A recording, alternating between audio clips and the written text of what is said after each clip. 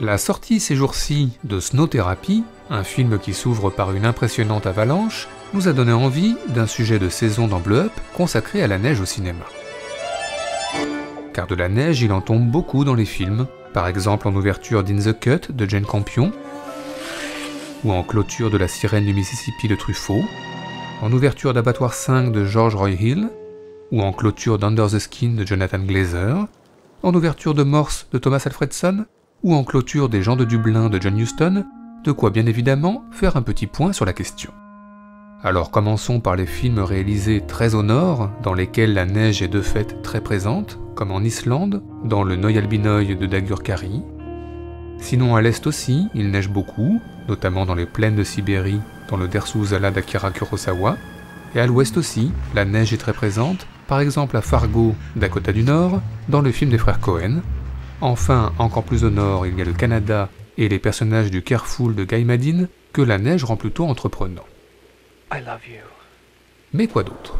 Eh bien le ski, c'est de circonstance. On se rend souvent dans des stations au cinéma, par exemple Patrick Devers dans Beau-Père, pour y retrouver la toute jeune Ariel Bess. Sinon Audrey Hepburn séjourne elle aussi dans une station de ski au début de Charade, tout comme Catherine Deneuve et ses acolytes dans Belle de jour. Sinon, évidemment, les pistes de ski, des pistes que l'on remonte courageusement à pied dans la maison du Dr Edwards, mais aussi plus facilement en téléphérique dans Grand Budapest Hotel, ou en télésiège dans les bronzés fonds du ski, enfin presque. Et puis les pistes, on les dévale à toute allure au cinéma, notamment Robert Redford dans Downhill Racer, mais aussi James Stewart et Margaret Sullivan dans The Mortal Storm, sans oublier Claudia Cardinal et David Niven dans La Panthère Rose, ou bien sûr Roger Moore, alias James Bond, dans Dangereusement Vôtre. À part ça, n'oublions pas un métier bien représenté au cinéma, guide de haute montagne, un métier plutôt sportif et dangereux, en tous les cas lorsqu'il est exercé par Sylvester Stallone dans Cliffhanger. Cela nous fait penser que l'homme, seul, confronté à la rudesse de la nature, doit souvent surmonter l'épreuve de la neige. C'est Richard Harris dans les montagnes du Missouri dans Le Convoi sauvage, ou Robert Redford, encore lui, qui se réfugie dans les montagnes rocheuses pour fuir la civilisation dans Jeremiah Johnson. Enfin, les évadés, souvent, doivent emprunter des chemins de traverse plutôt extrêmes, en groupe dans les chemins de la liberté du Peter Weir, ou en solo, comme Vincent Gallo dans Essential Killing de Jerzy Skolimowski. Mais encore, eh bien la solitude n'est pas au cinéma qu'une affaire de montagnes enneigées, elle concerne aussi les villes, par exemple le Paris recréé par Blake Edwards dans Victor Victoria, et dans lequel se perd une Julie Andrews au bout du rouleau, ou très différent, la ville de Tonnerre en Bourgogne, dans le film de Guillaume Braque, dans laquelle Vincent McCain tente de soigner ses plaies.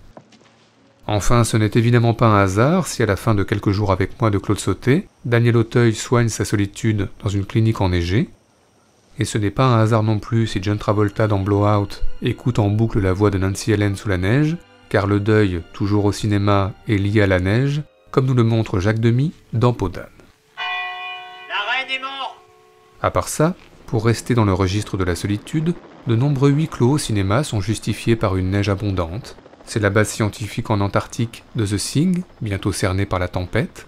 C'est l'hôtel perdu dans les montagnes de l'Anatolie dans le récent Winter Sleep de Norris Elan, ou l'hôtel perdu dans les montagnes du Colorado dans le Shining de Kubrick, un film qui redouble l'angoisse de la page blanche de l'écrivain Jack Torrance par des décors désespérément enneigés, tout comme dans Misery, James Caan, coincé dans un chalet en montagne, confronté lui aussi à la neige et à l'angoisse de la page blanche.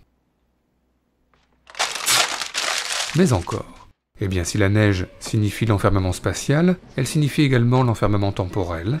Bill Murray en sait quelque chose dans Un jour sans fin, puisqu'il stagne dans un temps gelé, revivant encore et toujours la même journée.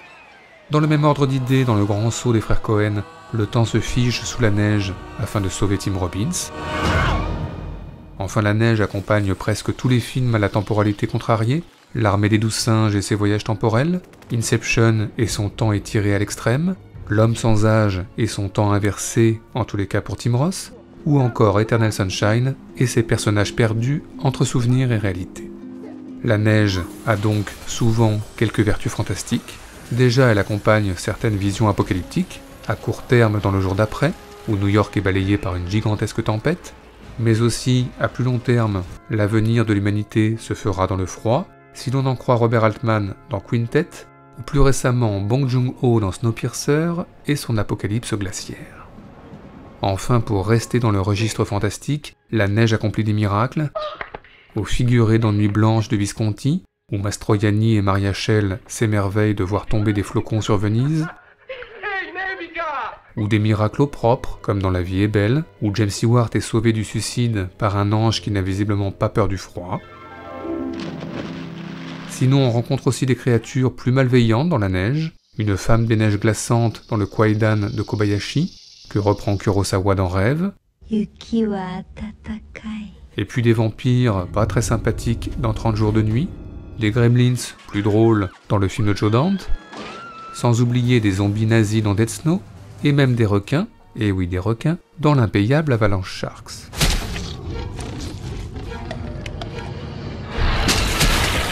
Enfin terminons en soulignant que la neige accompagne de nombreux affrontements violents au cinéma. Ce sont les combats de rue dans Dark Knight Rises de Christopher Nolan, ou les combats de rue de Gangs of New York de Martin Scorsese. Ce sont également les combats plus militaires dans la glace dans Alexandre Nevsky d'Eisenstein, ou celui, tout en artillerie lourde, de Baïonnette au canon de Fuller. Enfin plus modeste, mais tout aussi intense, les duels, au pistolet dans Le Grand Silence de Sergio Corbucci, ou dans le John McCabe de Robert Altman, ou des duels au sabre dans Goyokin d'Hideo Gosha, ou dans le Kill Bill de Quentin Tarantino. Et toujours ces duels se finissent par du sang sur la neige un peu, beaucoup, passionnément, à la folie. Bref, si on ajoute le footing dans Central Park au début de Birth, et le footing dans les rues de Philadelphie de Rocky Balboa, si on ajoute le daim de Tout ce que le ciel permet de Douglas Sirk et celui de 8 femmes de François Ozon, si on ajoute les premiers pas dans la neige de Bambi et les derniers pas dans la neige de l'homme invisible, sans oublier la boule de neige de Citizen Kane de Wells et la boule de neige du court-métrage Knick Knack des studios Pixar, et puis la neige en intérieur dans la salle de bain du bal des vampires de Polanski et celle dans la cuisine de Cœur de René, et enfin la neige au sens figuré avec les feuilles du cerisier japonais dans Rêve, les lucioles du tombeau des lucioles, les plumes d'oreiller de Zéro de conduite, les cendres plus tragiques qui tombent sur la ville de Cracovie dans la liste de Schindler, et celles qui tombent sur les corps meurtris d'Hiroshima mon amour, un plan qui nous fait penser aux amants du Pont-Neuf, on peut dire que la neige tombe au cinéma décidément partout et tout le temps, même et surtout sur les stations-service à Cherbourg, ce qui nous a, comme d'habitude, donné des envies de classement. C'est donc parti, enfin, pour notre traditionnel top 5 subjectif, celui de nos meilleures scènes liées, de près ou de loin, à la neige au cinéma.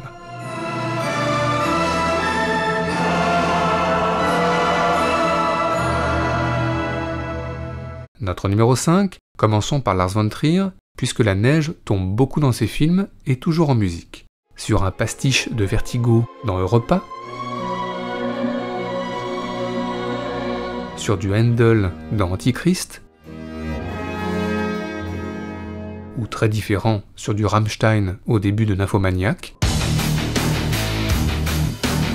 Et puis il y a l'ouverture de Mélancolia, le Tristan et Isolde de Wagner, et le tableau Les chasseurs dans la neige de Bruegel.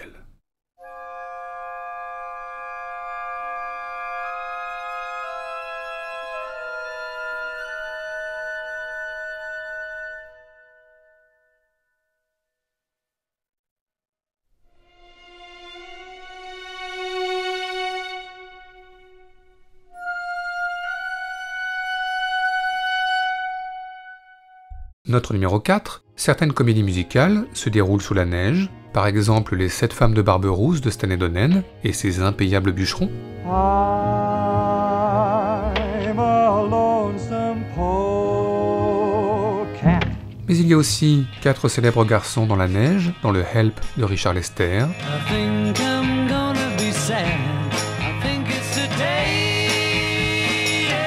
Sans oublier Easy to be hard dans un parc new-yorkais enneigé dans Air.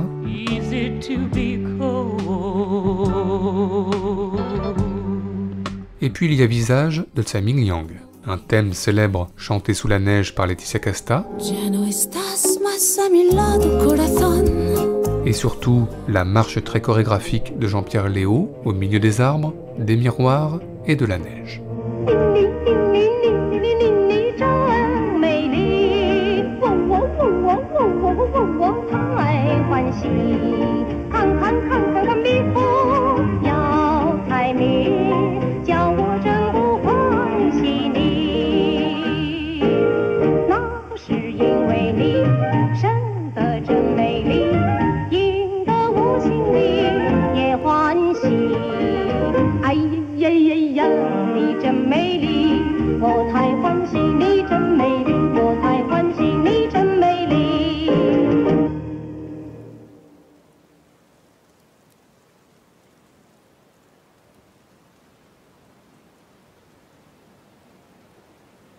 Notre numéro 3, Hunger de Steve McQueen. Une scène très marquante que nous avons déjà citée, que nous citons et que nous citerons encore et encore dans Blow Up.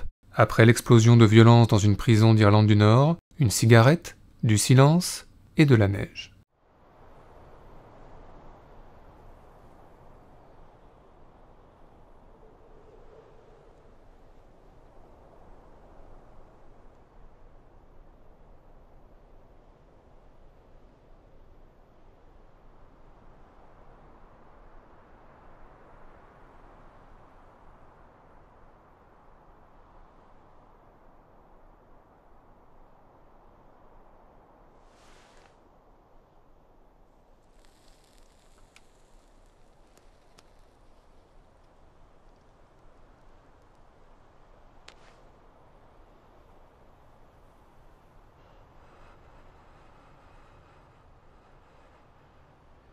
Notre numéro 2 est L'évidence de l'évidence, Édouard aux mains d'argent de Tim Burton. Comment déclarer sa flamme à son amoureuse? Eh bien, Johnny Depp a une petite idée sur la question.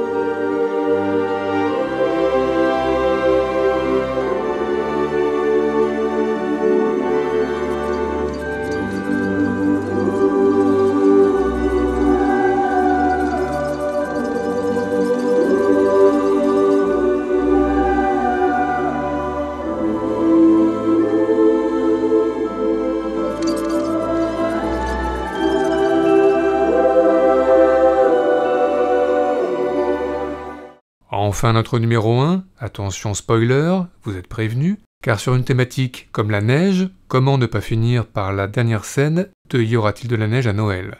Une mère et ses enfants au bord du drame, heureusement sauvés par la neige, alors la vie reprend, et pas sur n'importe quelle chanson.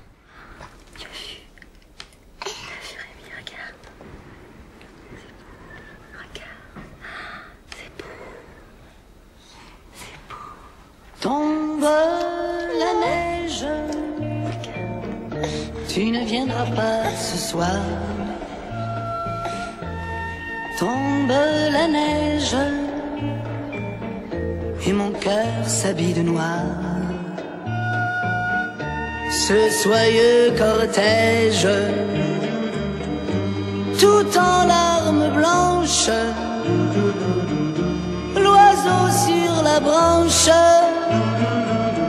pleure le sortilège. Tu ne viendras pas ce soir, me crie mon désespoir. Mais tombe la neige, impassible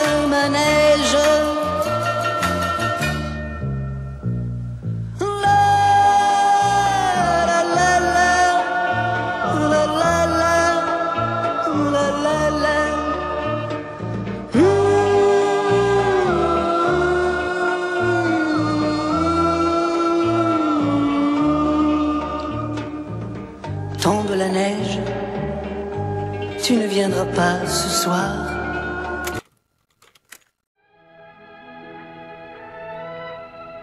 Oh, già finito. No, no, ancora!